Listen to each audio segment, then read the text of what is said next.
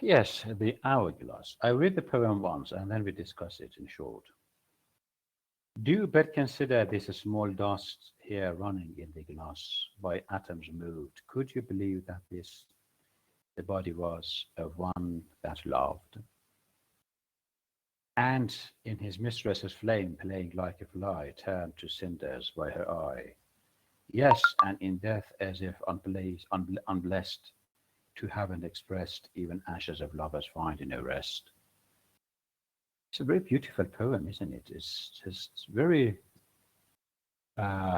very flamey, I think, and it is the it's it is incentive of the uh, significance of love and fiery love actually in this event you could experience love and how they would expect response from their lover and how even the afterlife of these loved or in love people actually could continue to love. However, this is a poem that can offer a sort of exaggerated meaning of life. Okay, who wants to discuss it? Talking about the poem in general, what it means, what it wants to say. Yes.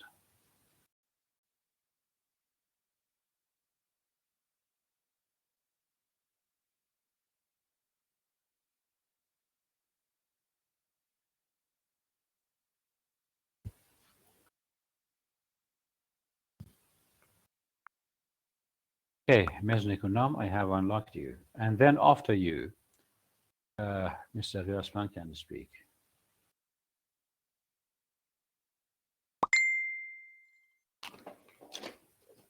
Hello, sir. So actually, as you said it yourself, this is kind of talking about the lover who is in love with the beloved one, and that person is not afraid of anything. Like in this part that he says, in his mistress's flame, playing like a fly. So it actually talks about that part which we know that like butterflies and moths they like go around the flame and they're not afraid of being burnt. This is kind of a symbol which says that the lover is not afraid of this love which is going to destroy him, and he's actually kind of enjoying that. Although it's somehow painful for him, he still goes on and he doesn't stop until he's actually he turns into cinder and he turns into ashes, and he actually burns. And also after his death, he's not relieved. He's not free yet. He's going to be kind of like he's going to use as an hourglass, which I think is going to show that the lover is still waiting to kind of be united with his beloved. And he's still considering this is going to end well, and he's going to finally get to actually his lover, his beloved. I think this is what he wants to say, and this is the whole idea, I guess. Yes, actually, as I told you, one of the reasons, one of the features of the uh, of, uh, of 17th century poetry, especially those composed by metaphysical poets and cavalier poets, is exaggeration or something that we technically call hyperbole. So here we do have a sense of hyperbole that turns the poem into a very important discourse that demonstrate how people's imaginative recognition of love can turn into something that much delicate. Of course, very far-fetched that how we can uh, realize that this is the possibility of human soul, human psyche, to consider himself as a victim of love. However, this victimization does not bring about any sense of complaint. So this is, I think, a type of evidence that may give us a very important clue about the poetical preferences of people, I mean, thematically and motif. in the 17th century that is absolutely different from that of people today. So people today in the 21st century do not compose poems like this because they do not want to exaggerate through language the possibility of love and the way that they themselves can fall into love and even sacrifice themselves for love. This is, I think, a kind of humdrum that cannot be avoided, actually, in the poetics of the 17th century, because, as I said before, the period, I mean, the 17th century was the period of poetical challenges, and people would do think more imaginatively to produce something different from others, or even better than others. And I think this one is one of the most exaggerated Cavalier poems that I have ever read. That how somebody can belittle himself that much and not downgrading, but maybe sacrificing himself in order to be in perpetual move and perpetual restlessness for his love. Although we know that there should be no, there may not be any positive results, that could be, you know, very heartwarming for the poet. Yes, Mr. Rios-Vance, I unlock you.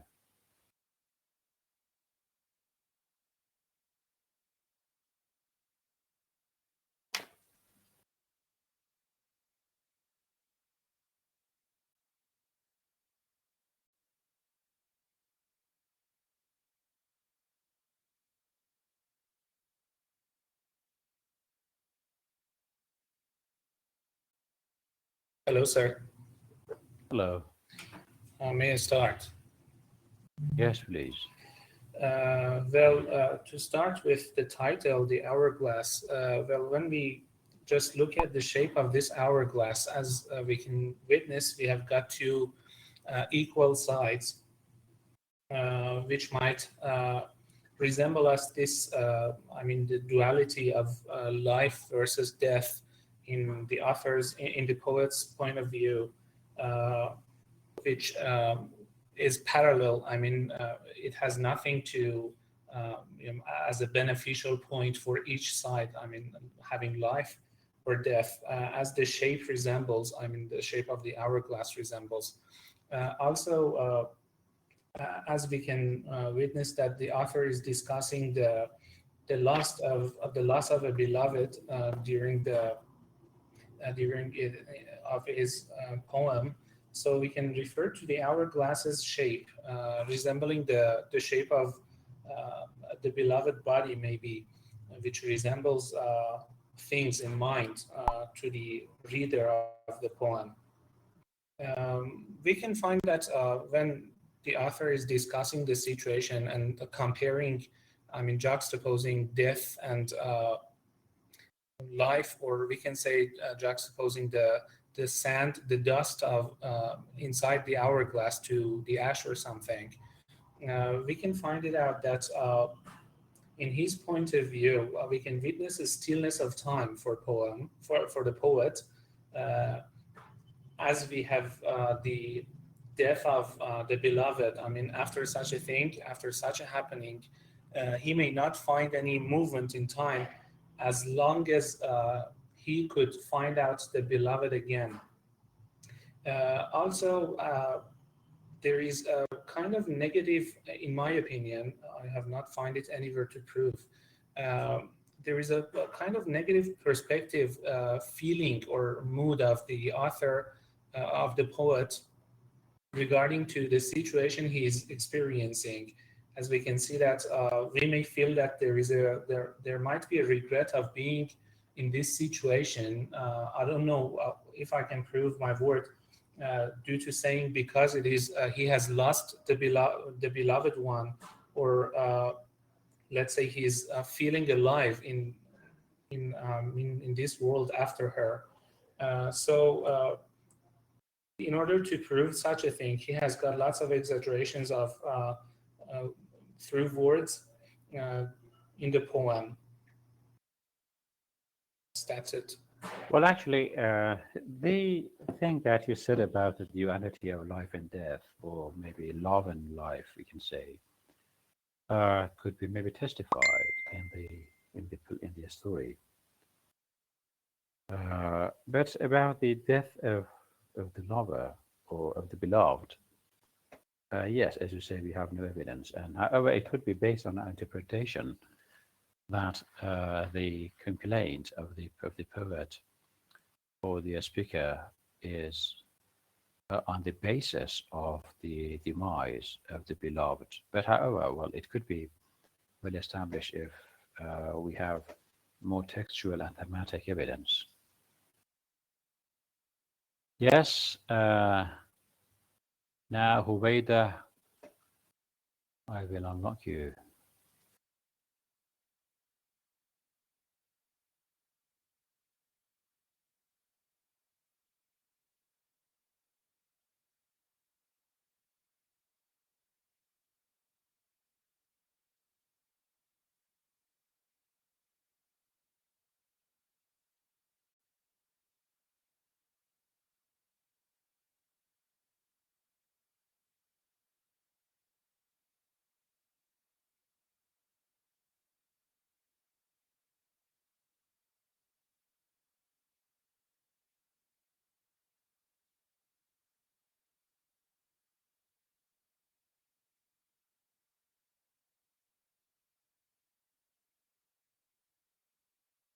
So,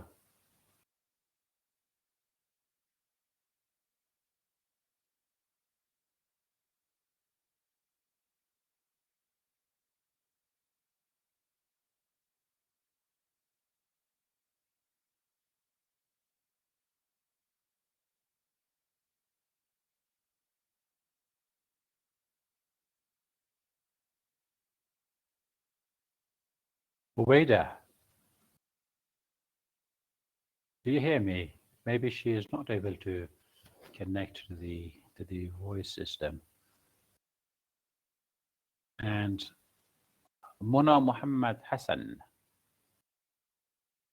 Wait, well, that's a problem of its own, isn't it?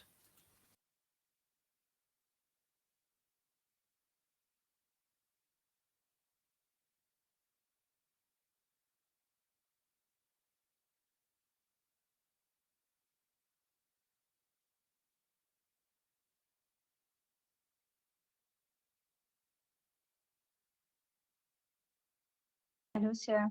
Do you hear me? Hello, I do hear you. Thank you.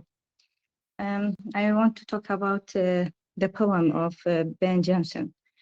In Ben Jonson's poem, The Hourglass, in this poem, he compared the hourglass, a simple instrument used to measure time in grains of sand, to that used by lovers. The speaker says that, like an hourglass, people eventually turn to ashes, like an hourglass whose dust never subsides. The speaker, the poet says, the death of lover and the pain is can sometimes never subside.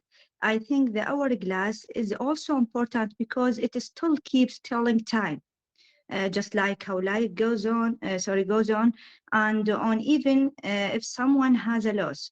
I think this poem is a really interesting perspective on the author's point.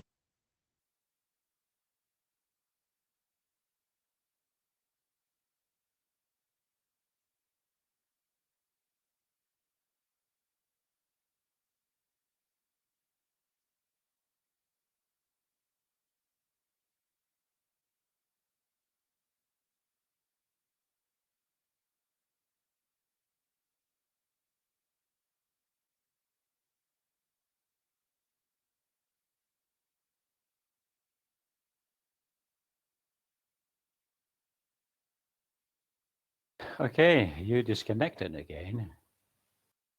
Ms. Hudan, I unlock you. Can you hear me? Yes, I can hear you.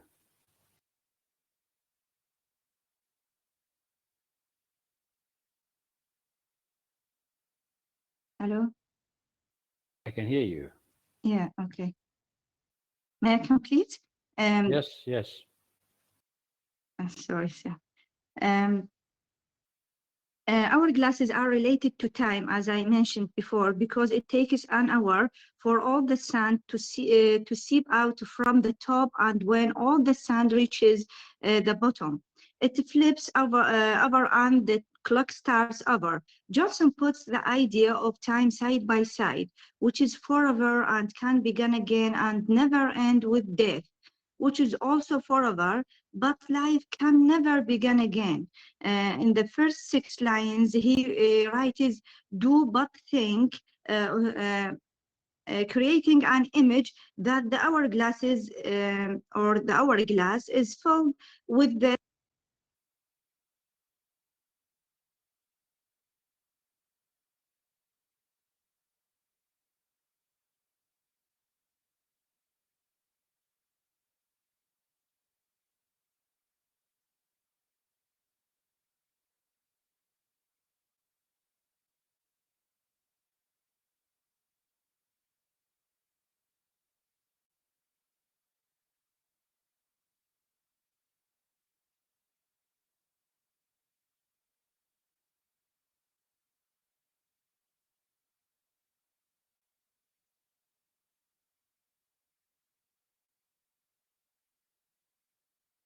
What happened?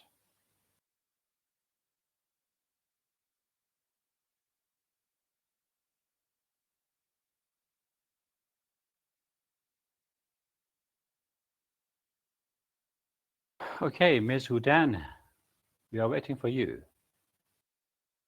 Good afternoon, sir. Good afternoon. Uh, about this poem, I can say, as my friends said about the word hourglass, we can say it has a kind of, it symbolizes something here. Maybe the speaker wants to say it symbolizes the time after the death of a relationship, or we can say the death of the lovers. Because in this poem, we can see there are two lovers who maybe they could not reach each other, or there is with this hourglass, it's hourglass. The poem is telling about the time, or maybe about the age, and even after the time passed and the two lovers are dead, maybe still they could not reach each other, even their souls. And again, for example, about the word dust, I can say it kind of says the remains of this love that once there was here, but there isn't anymore. And again, the speaker compares the male lover's mesmerization with his mistress, with a flame. For example, he says he was in this part that he says playing like a fly. Uh, he was lost in excitement when he was with her, and this is a kind of compared with playing like a fly. It resembles the time that the lovers were with each other, maybe, and this can show that he was affected with this love. And when it was turned to cinders, we can say here there is a metaphor that is using to describe how he So felt. what is that metaphor? I'm saying that when it is about describing how he felt crushed after the fire or the relationship burnt out. I think this is the metaphor here. And again, about the phrase by her eye, it can mean different things. For example, it can be the way she looked at him, or her opinion. We can say that this opinion form is probably being used here. And this is what she thought about him uh, during this relationship, and it is we can But say. what about the previous, I mean the former one? So consider this. Do but consider this a small dust here running in the glass. So what is the connection between dust and the body of the lover? Uh, I suppose it resembles, if we are not going to speak about the love, because I said that it is the remains of that love. But this love or this relationship has burned. I mean, it Yeah, has but I just want to finished. know what kind of figurative language is it? Um, I suppose Dust it's and body. uh-huh. Is it Mm, the metaphor? maybe the metaphor, but it can be another thing. I just don't remember the word. No, it is a metaphor. It's yeah, Yes. yes. Yes. And shall I So continue? yes, please. About in death, when they died, actually their life became unhappy or unblessed, as we have in the poem the word unblessed, because their love for one another would end, and it is overshadowing all that came before. And on the contrary, the speaker says in the end that their love can still be felt after their time together had ended. And even the ashes of the lovers find no rest in here. We can see that it is still some ashes, some remains of that love, maybe again. And yeah, we have. I just want to talk about these symbols and metaphors here, which we have, and we have another attitude the poet has toward this object that uh, this poem is a sort of sad poem or somber poem. We can say it is talking about the time staying still in the poet's mind after the death of the poet's mistress. I mean, the time has not passed after that death for the poet anymore. The time just stayed still at that time, and it shows that even the dead are plugged by the past, maybe. And this is Yeah. the regret over that love that was never expressed before their death. It was an unexpressed love, maybe. Yes, of course. Two of your friends, like Taysir and Muhammad, have talked about a very delicate idea about the similarity between dust and the creation of human being. And that is true in some sense, that as we were made of dust or of soil, sometimes referred to in biblical references, we were created of dust, and then we live in this world in a restless pace, just like a butterfly that is always, moving from one flower to another, one place to another. We are restless in our life too. And this is the continuity of the same process that does not come to end at all. So we were born out of dust. We lived in this world. We were in motion, on motion all the time. And then we die restless. And then even after our death, we are still restless because we are just moving. The atoms of our dust moves from one point to another because of the restlessness of love. And that is a very beautiful metaphor that we can assign here again. Yes.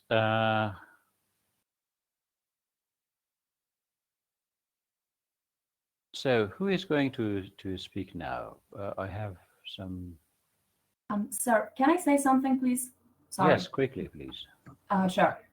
Actually, I was thinking, Miss Huran was saying that they were having a relationship, but I was actually thinking vice versa. This poem, I guess, is talking about the cruelty of the beloved. Like, I guess here the lover is just always talking about the beloved and just giving her love, but the other one, the beloved one, is totally ignoring him, and that's what's causing him pain. And then he turns to ashes, and then his body, even after death, is not going to rest. Yes, it can be true. I think it is a very valid idea that the restlessness of the lover was caused by the merciless behavior of the beloved, and this is why he is just complaining of this perpetual move from one side, from one compartment of the hourglass to the other one. and it does not come to end, because this is a kind of chastisement that the that the lover is experiencing because of the mercilessness of the beloved. Yeah.